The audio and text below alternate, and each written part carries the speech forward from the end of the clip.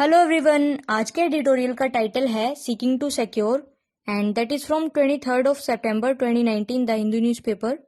Dictation की speed 80 WPM होगी, so be ready for it.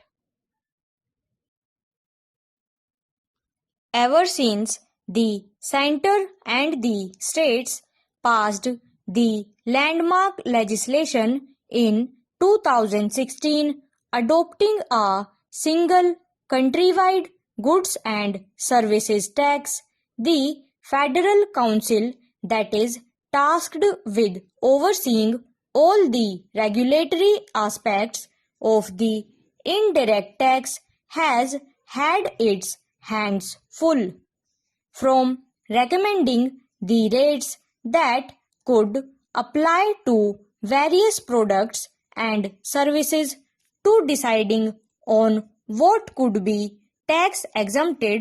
The GST Council has had the onerous task of laying out the policy framework for administering the tax in a manner that benefits all stakeholders, the governments, the consumers, and the suppliers along the value chain. Given the complexity of the legacy taxes that GST subsumed and replaced and the teething troubles of operating a new tax system ensuring optimal outcomes has proved an abiding challenge.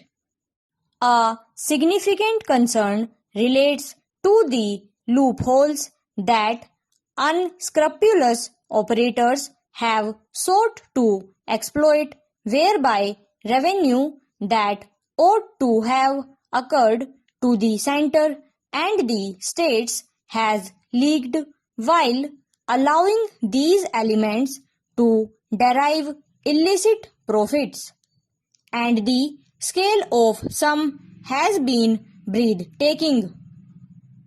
Earlier this month, the Directorate General of GST Intelligence and the Directorate General of Revenue Intelligence conducted a pan-India joint operation which saw about 1,200 officers simultaneously conducting searches at 336 different locations.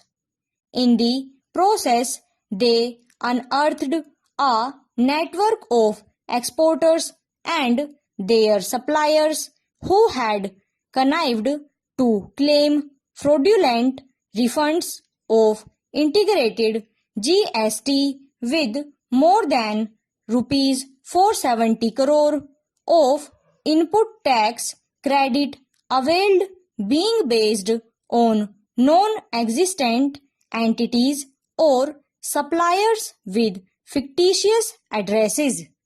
A further rupees 450 crore of IGST refund is also under review.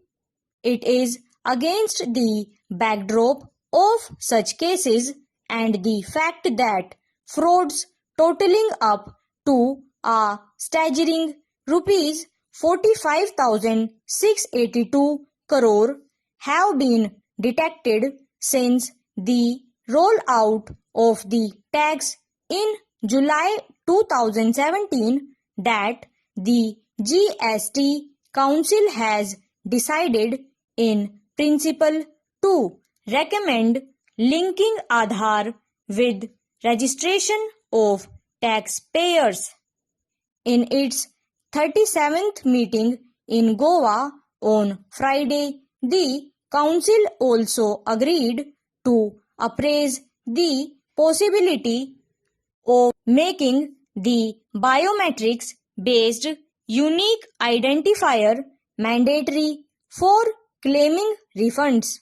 Already, the GST network, the information technology backbone on which the whole tax system runs, has made it mandatory for new dealers registering under the composition scheme for small businesses to either authenticate their Aadhaar or submit to physical verification of their business starting January 2020.